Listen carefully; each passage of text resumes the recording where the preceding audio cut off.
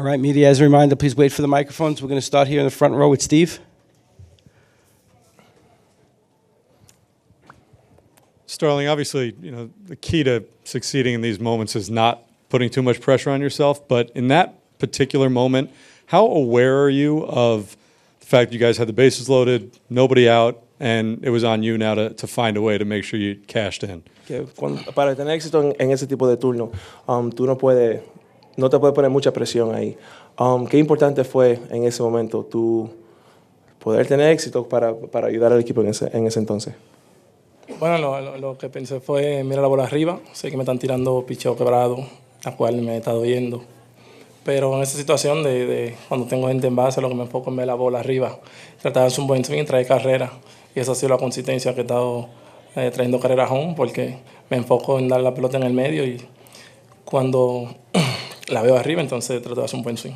Yeah, I think the key for me there was to see the ball up. They've been attacking me with a lot of pitches where I've done harm to myself by chasing.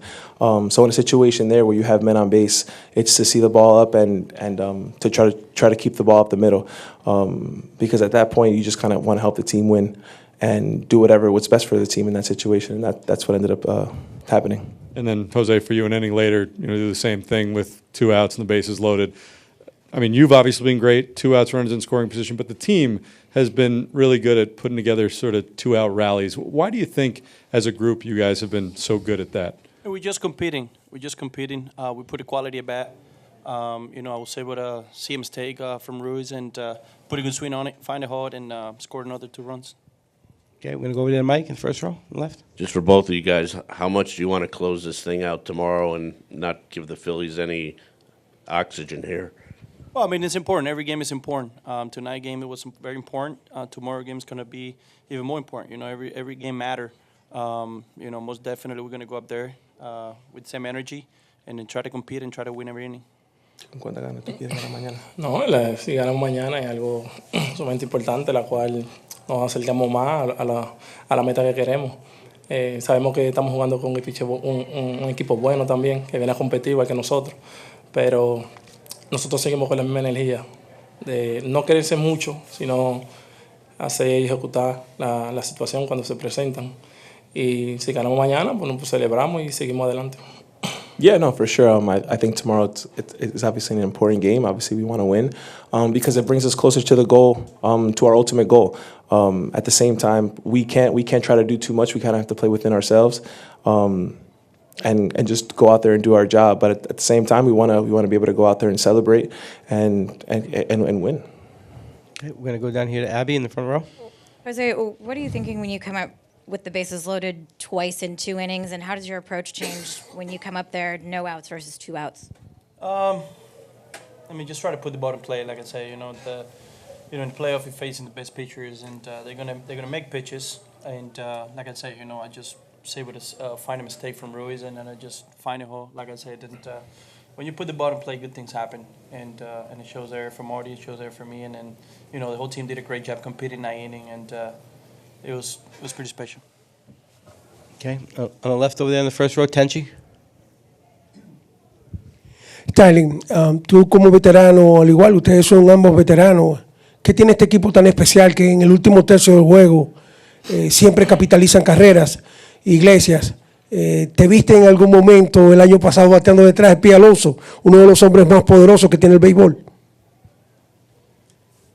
Bueno, la verdad que el año pasado no me vi en ninguna parte, pero el tiempo de Dios es perfecto y estoy agarrando esta oportunidad que me ha dado esta gran organización con mis 2 manos. Amo este grupo, amo a mis compañeros. La verdad que me siento sumamente orgulloso de contribuir cada día y seguimos, un día a la vez, creo que es lo más importante.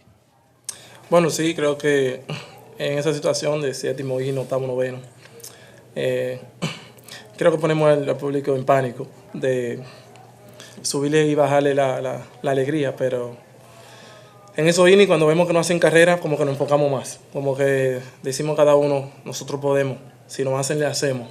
Y ahí es donde nos enfocamos en poner la bola en juego.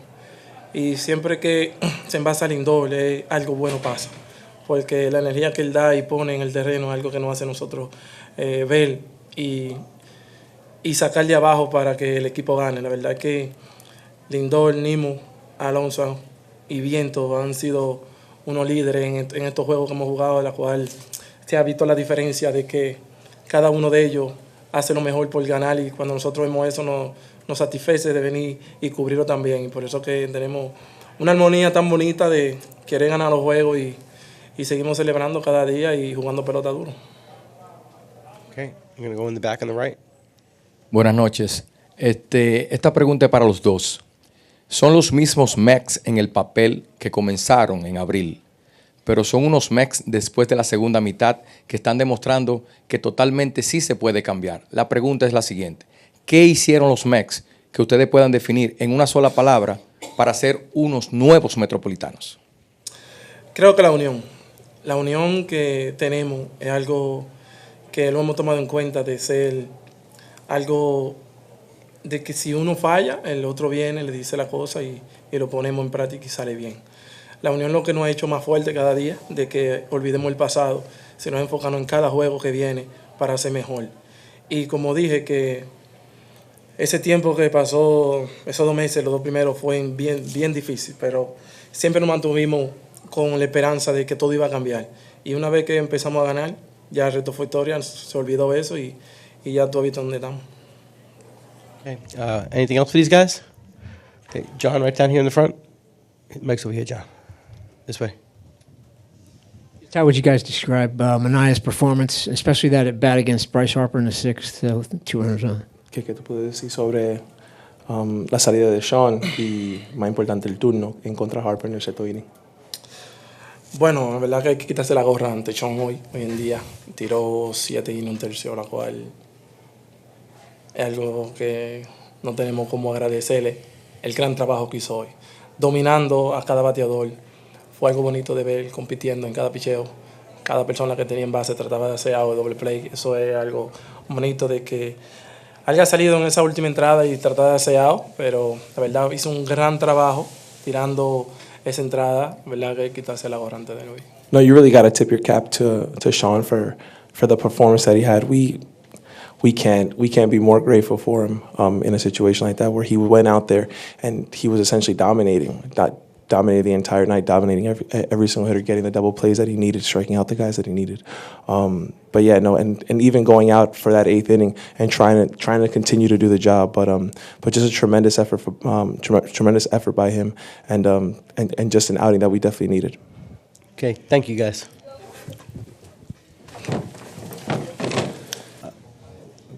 Okay, we're going to start it right here with Matt. With Steve in the front. I'm sorry.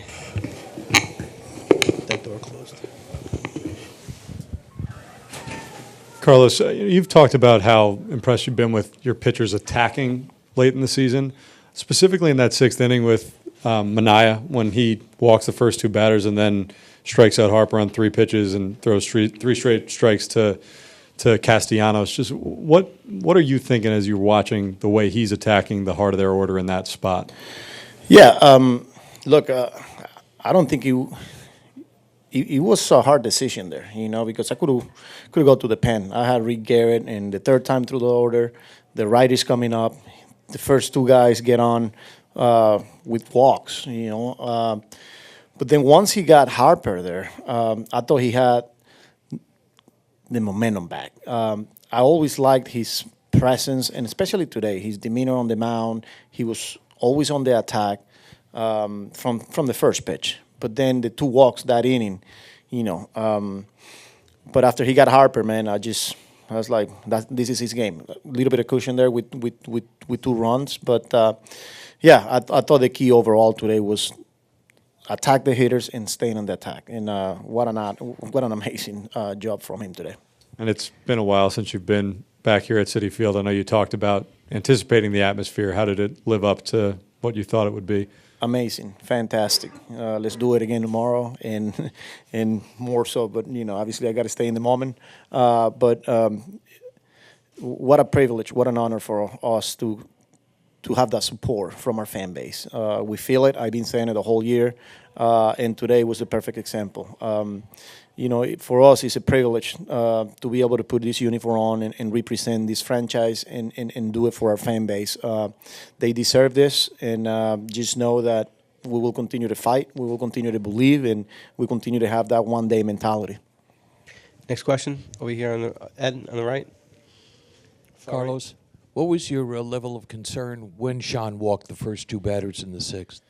I mean, I'm not going to say concern. I got to manage and I got to make decisions there. And, you know, I'm glad that he got out of it. And not only he got out of that inning, he ended up giving us, I was going batter to batter after that inning. And he gave us the seventh, and then he went back out for the eighth. Pretty impressive, and especially after a couple of long innings there when they make some pitching changes, and you know he's sitting in the dugout. And but look, man, proud of him. He earned it. He deserved it, and it was a good, really good moment for him to get that standing ovation the way he did.